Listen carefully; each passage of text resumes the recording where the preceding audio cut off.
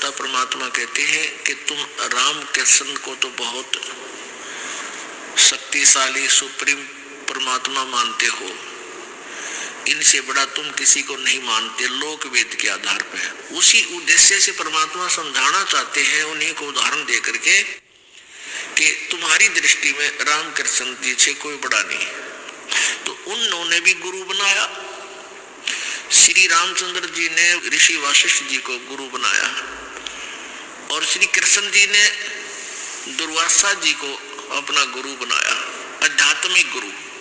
संदीपनी ऋषि उनके केवल अक्षर ज्ञान कराने वाले गुरु थे, जैसे शिक्षक होते पढ़ाया करें, और आध्यात्मिक गुरु दुर्वासा जी थे। तो परमात्मा हमें ये बताना चाहते हैं कि राम कृष्ण से कौन बड़ा, और उन्होंने भी गुरु की, और तीन लोग के वे धनी, तीन लोग के मालिक, गुरु आगे अधीन। यानी हमने आपने अभी सोचने की कोई आवश्यकता ही नहीं रही जब राम कृष्ण जी को आप बड़े भगवान मानते हो, और उन्होंने भी गुरु बनाकर ही अपना कल्याण समझा। यानी स्वर्ग तक जाने का भी उनका जो कार्य था, वापस जाने वाला काम भी उन्हीं गुरुओं से बना। तो फिर आम व्यक्ति कौन से खेत की मूली है भाई, उसकी क्या बुनियाद है कि वो गुरु बिना बात उसकी बन जाएगी। तो इसलिए एक तो ये पॉइंट क्लियर हो गया कि गुरु जी का होना अति आवश्यक है। फिर परमात्मा कहते हैं गुरु जी अब तुम क्या करते हो, राधे राधे श्याम मिला दे, हरे कृष्ण हरे राम हरे कृष्ण। कहते हैं तीन लोक सब राम जपत है और जान मुक्ति को धाम। और श्री रामचंद्र जी ने वशिष्ठ गुरु किया, उन्होंने दिया उनको ओम नाम। बता ले भाई, कर ले के करे। अब हम तो राम राम जपे, श्री रामचंद्र जी को सुप्रीम पावर मान के, और श्री रामचंद्र जी वशिष्ठ जी के पास जब गुरु बनाने गए, उन्होंने वशिष्ठ जी ने श्री रामचंद्र जी को ओम नाम दिया था जाप करने का। बता भाई, हम कहाँ खड़े कर रखे थे नकली गुरुओं ने। अब जिस नाम राम मानो तो ओम का नाम जाप करे, हम राम राम करें। हाँ, जैसे कोई व्यक्ति तो लड्डू खावे राम है, क्या खावे डले, कोई बात हुई है। यानी वही जैसे कोई काजू खावे बादाम खा रहा है और हम खाओ बादाम का छिलका। यानी राम शब्द जो है उसके अंदर गुप्त है वो मंत्र आम व्यक्ति नहीं कह सकता कि तू यो मंत्र जाप कर ले, फिर वो उसका गुरु बन गया। अगर किसी ने किसी को थोड़ा सा भी गुरु रूप में गाइड कर दिया तो वो ओरिजिनल गुरु से कटके वो ऑटोमेटिक सिस्टम है कि वो गुरु बन गया। अब दोनों चौड़ चपट उसके ऊपर उसका भार आ गया।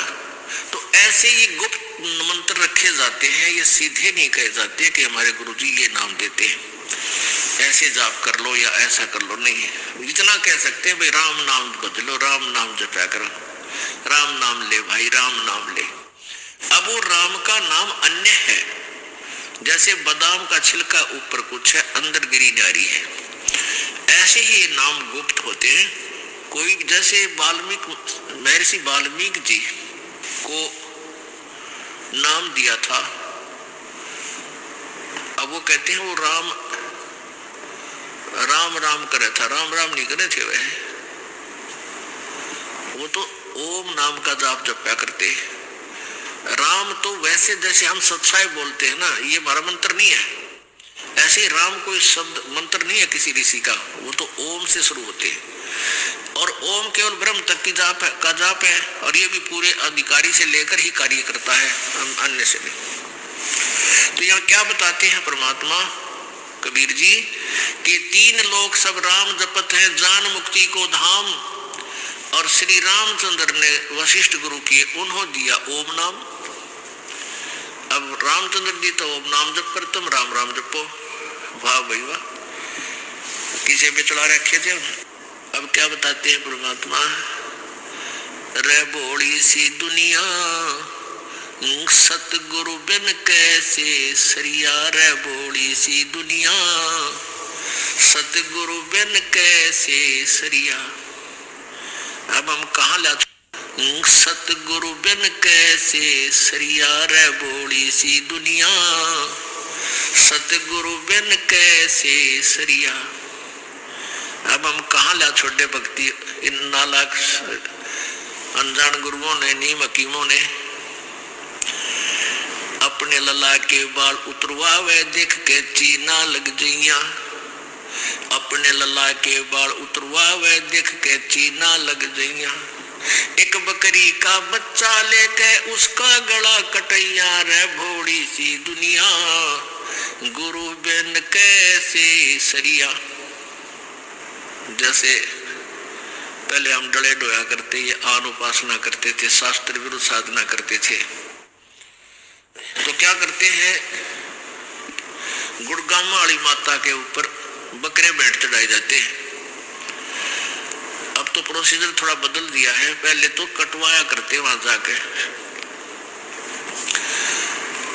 अब वहां क्या करते हैं कि कोई बालक बीमार हो गया या उसकी कुशल के लिए क्या करते थे, माता ए माता तेरा एक बकरा बोल दिया, तेरे भेंट चढ़ाऊंगी। वह बुढ़िया बोल दिया करती अपने पोते पोती की खैर के लिए।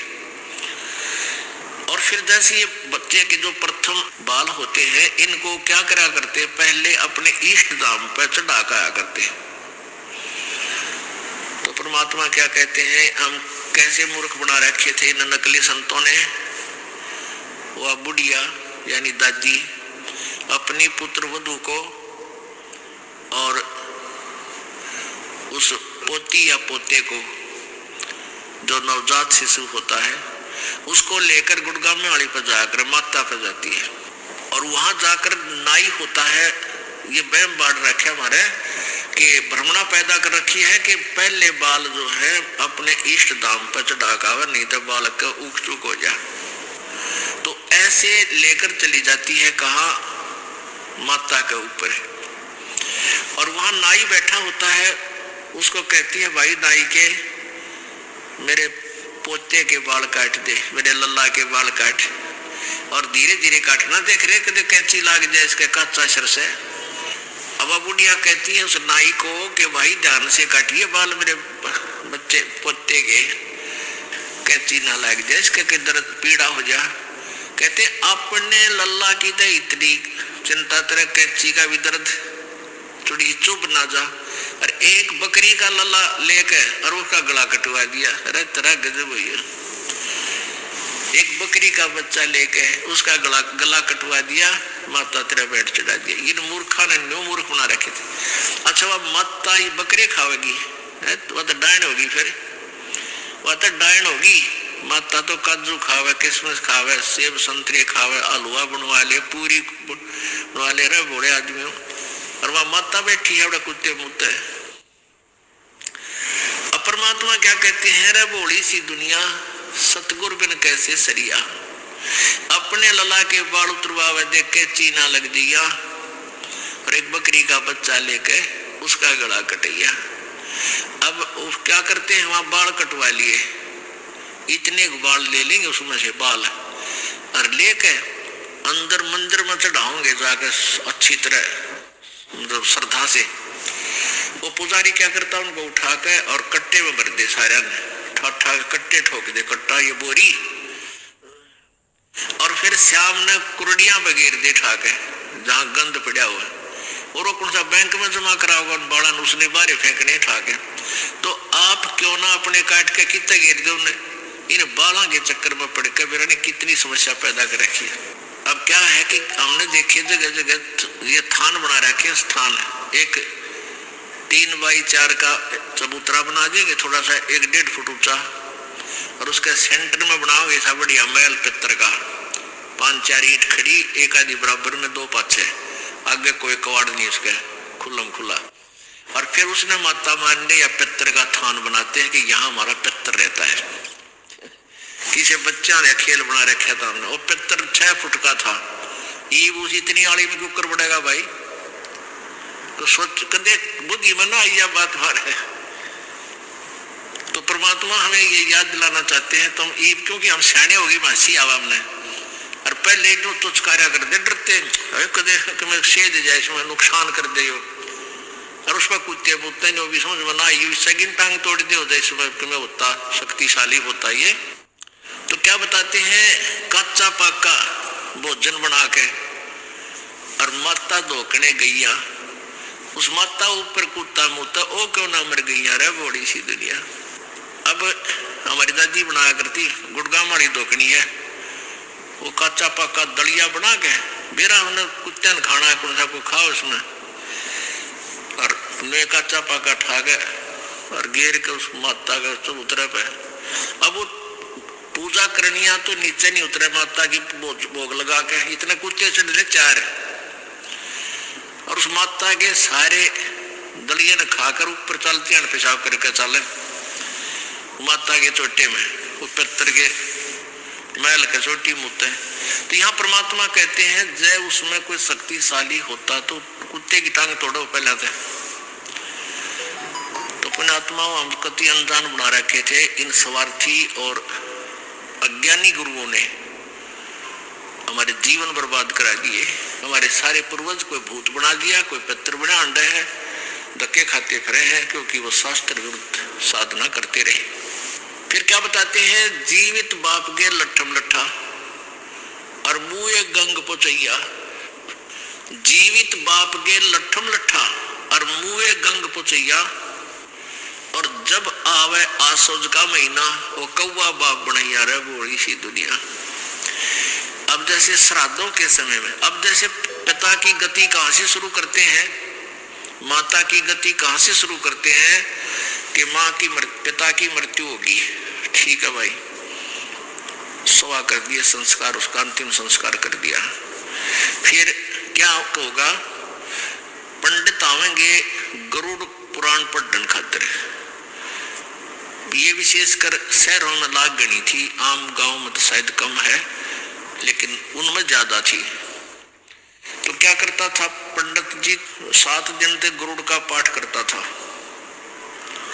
गरुड़ पुराण को पढ़ता था, भोग लगता जब लोग और श्रद्धालु उसको पैसे चढ़ा देते, वो काख में देकर थैले न अड़ जाता रहता।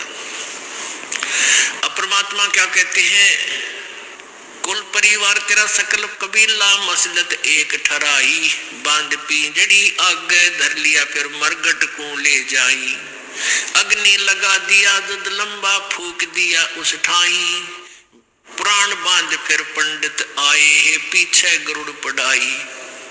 अब क्या बताते हैं कि जब तू मृत्यु हो जाती है, परिवार के सदस्य तुरंत तैयारी पकड़ लेते हैं, उठाओ उठाओ जल्दी करो।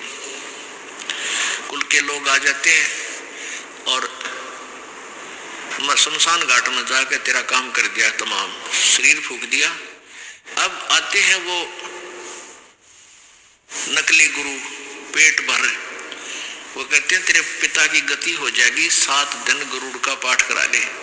वो गरुड़ का पाठ कर दिया, ठीक होगी गति। फिर क्या कहते हैं, ईब अस्थि उठा इसकी, वह हड्डियां बच जाती हैं, जलती नहीं, कुछ ऐसी होती है। इन अस्थियों को उठाकर और गंगा में जाकर वहां पुरोहित के द्वारा जल प्रवाह कर गंगा में प्रवाह करा दे, तेरे पिता की गति हो जाएगी। अब वो अस्थि उठाकर वहां से ले गए, कहाँ गए, वहां एक और बैठा दुश्मन, वो जाते न पूछेगा, एक भगत की पत्नी नाम ले रही थी, वो पति नाम ना ले था।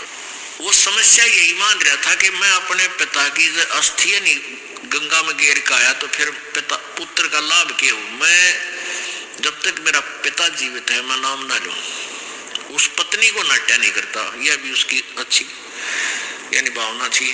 तो एक दिन वो उसका कोई ताऊ चाचा मर गया, उनके साथ चला गया, अस्थि ले गए और वहां वो पेट भर पांडा बैठा था, वहां उनके सीमा बांट रखी उन्हें कि यो हिसार जिला हमारा, ये फलाना जिला हमारा, ये हरियाणा का, ये हरियाणा इतना क्षेत्र हमारा, उन्हें बांट रखी है।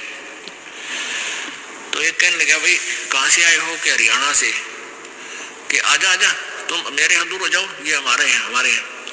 वो उड़ा बुला लिए, वहां चले गए। तो अपना तो करना ही था वो काम, कोई मिल जाए। तो देख के पिछली खोद के सारा पिछला वो थारे फलाने भी आए थे, दगड़े भी यहीं आए थे, और जजमान इबकत बहुत जन्म आए तुम। सी हुई कि दुश्मन मारे रोज मरण की बाट देखे। ये शुक्र मनावा कि इनका रोज मरा, हम रोज आवाने को कद बहुत जन्म आए। बोला उस दिन मेरा धक्का लग गया। कुछ ज्ञान सुन रहा था वो अपनी पत्नी के माध्यम से कि इन हड्डियां उठाने से कोई फायदा नहीं होता, संत गुरुजी ऐसे ऐसे बताते हैं। उसका कुछ दच्चे थी कुछ ना दच्चे थी। फिर उस दिन फाइनल फैसला हो गया। वापस आते ही नाम लिया और अपना कल्याण करवाया। अब वहां कहते हैं जीवित बाप के तो लट्ठम लट्ठा है सारी, उसकी उल्टा बोल रहा है, उसकी कोई सत्कार आदर नहीं करता, ना उसकी कोई सेवा करते हैं।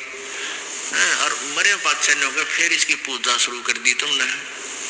फिर गंगा में गंगा में डालन खातिर चल पड़े उनके अस्थियों को सत्कार करने के लिए। परमात्मा फिर कहते हैं जीवित बाप के लट्ठम लट्ठा मुए गंग पुचैया, और जब आवे आसोज का महीना फिर कौआ बाप बनैया। अब क्या होता है, फिर श्राद्ध शुरू हो जाते हैं। पहले फिर महीना करते थे, पहले तो बड़ा लटोटर था, 1 साल तक आए महीना वो गुरु जी जिम्या करता, और फिर 6 माही करते, फिर 1 वर्षी करते, और वर्षी तो फिर घने दिन तक ही चला करती, काफी दिन तक। और फिर श्राद्ध शुरू हो जाते कि पितर बन गया। फिर कहते इसके पिंड भरवा दो, भूत जोनी छूट जाएगी। यानी सारे फंड करवा के यूं कराते समय ये कहते थे तेरे पिता की गति होगी। फिर आया आसोज का महीना, आसोज के महीने में श्राद्ध शुरू हो जाते। आसोज के महीने में श्राद्ध निकालते हैं।